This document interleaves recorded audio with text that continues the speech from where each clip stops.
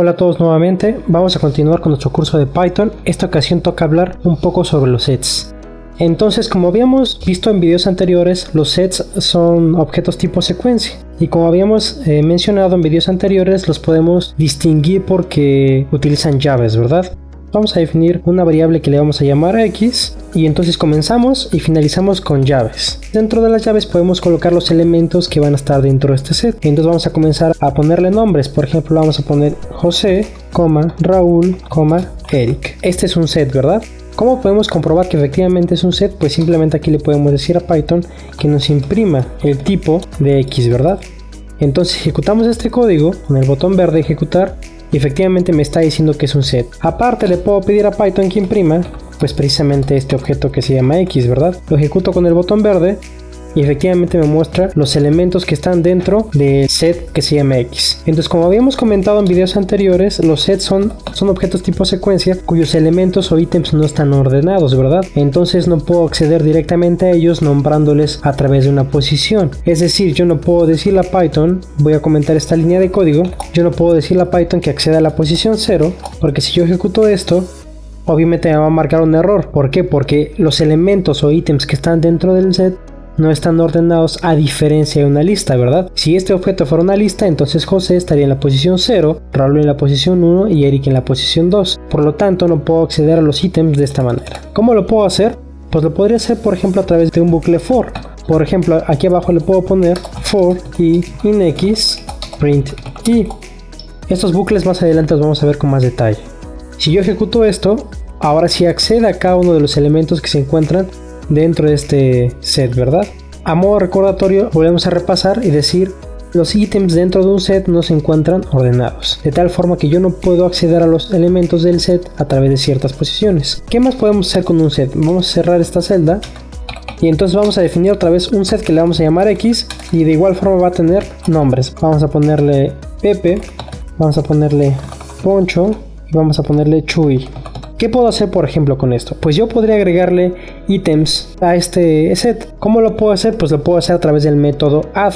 Por ejemplo, le puedo decir x.add y dentro de los paréntesis le debo de agregar el elemento que quiero agregar. Por ejemplo, le voy a poner Mari. Y finalmente le voy a decir a Python que imprima pues precisamente x. Entonces ya que tenemos esto, le vamos a decir a Python que ejecute la celda y efectivamente, como podemos ver, acaba de agregar Mari al set que originalmente nada más tenía Pepe, Poncho y Chuy. Y aquí la pregunta interesante: ¿por qué lo agregó en esta posición? Y nuevamente lo volvemos a decir, ¿verdad? Porque los sets no se encuentran ordenados, de tal forma que cuando yo añado un nuevo elemento lo añade de forma aleatoria, ¿sale? Si yo le vuelvo a dar, por ejemplo, aquí x.add y le agrego, por ejemplo, Rosa y ejecuto otra vez esta celda de código, como puedo darme cuenta, Rosa la volví a agregar acá, ¿verdad? Y fíjense, ya cambié de posición todos los elementos o todos los ítems. ¿Por qué? Porque vuelvo a mencionar, los ítems dentro de un set no se encuentran ordenados, ¿verdad? ¿Qué pasaría, por ejemplo, si yo quisiera agregar múltiples elementos o ítems a un set ya previamente construido? Vamos a copiar esto que tengo acá, lo copiamos, lo colocamos aquí abajo y entonces vamos a utilizar el método update. Entonces el método update precisamente me va a permitir agregar múltiples elementos y no de forma individual como con el método add. ¿Cómo hacemos esto? Pues simplemente vamos a definir, por ejemplo, x.update, que es el método update, y dentro del update vamos a construir una lista. Y dentro de la lista voy a colocar los elementos que quiero agregar. En este caso, por ejemplo, Mari y Rosa. Mari, Rosa. Simplemente aquí a Python le digo que imprima x. Si ejecuto esta celda de código, puedo darme cuenta que efectivamente ha agregado a Rosa y a Mari. Si yo quisiera agregar otro elemento, simplemente delante de Rosa le puedo poner, por ejemplo, Samuel. Ejecuto esta celda de código y puedo darme cuenta que ya lo ha agregado, ¿verdad? Entonces, de esta manera, con el método update, yo puedo agregar múltiples ítems al set, siempre y cuando los defina a los ítems que quiero agregar dentro de una lista, ¿verdad?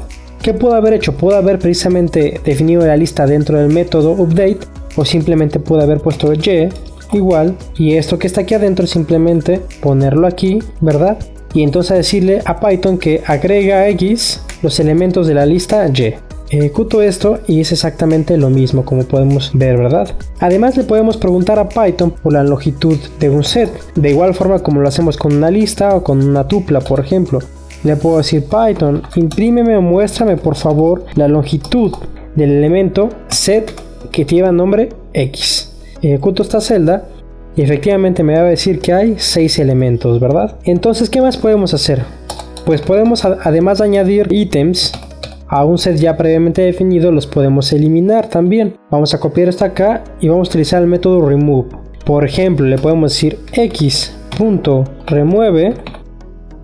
que le tengo que especificar el elemento que quiero quitar. Por ejemplo, quiero quitar Chui, entonces simplemente le pongo Chui y nuevamente abajo le pido a Python que imprima X para verificar que efectivamente ha eliminado a Chui. Yo ejecuto esto y como podemos ver, nada más contiene los elementos Pepe y Poncho. ¿Estamos de acuerdo? ¿De qué otra forma lo podría hacer? Le puedo decir x.discard, que descarte por ejemplo a Poncho ahora, y entonces nuevamente le pido que imprima X, ¿verdad? Ejecuto esta celda y como podemos darnos cuenta, con el método remover quita Chui primero, como podemos ver aquí el resultado, y con el método descartar o discard, ¿verdad?, elimina Poncho. Por lo tanto, el objeto set llamado X finalmente nada más contiene el elemento Pepe, como podemos visualizar ahí. ¿De qué otra forma podría eliminar elementos dentro de un set? Voy a cerrar esta celda de código y voy a copiar nuevamente este set, lo pego acá y lo voy a hacer ahora con el método pop. Le voy a decir x.pop y aquí lo interesante es que no necesito decirle cuál ítem es el que tiene que eliminar, lo va a hacer de forma aleatoria. Entonces yo imprimo X, ejecuto esto y como puedo darme cuenta eliminó a Pepe, ¿verdad? Lo vuelvo a ejecutar y ahora eliminó a Pepe también, lo hace de forma aleatoria, ¿verdad? ¿Estamos de acuerdo? Ahora, ¿qué pasaría por ejemplo si ya tengo un set previamente definido y quiero limpiarlo?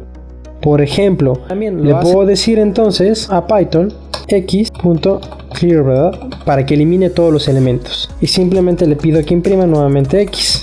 Ejecuto esta celda y como puedo darme cuenta, ahora X está vacío, ¿verdad?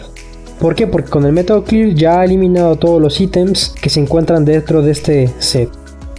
¿Qué más podría hacer? Pues por ejemplo, si yo ya tengo previamente definidos dos sets, puedo unirlos, ¿verdad? Algo así como concatenar estos sets. Vamos a copiar este set, vamos a poner uno que le vamos a llamar aquí Y nuevamente, y entonces vamos a ponerle otros nombres. Vamos a ponerle María, vamos a ponerle Sofía y vamos a ponerle por ejemplo Margarita. ¿Estamos de acuerdo? Si yo quisiera unir estos dos sets, lo puedo hacer de la siguiente manera. Defino un nuevo set que le llamo Z, o un nuevo objeto que le llamo Z, x.unión, ¿verdad?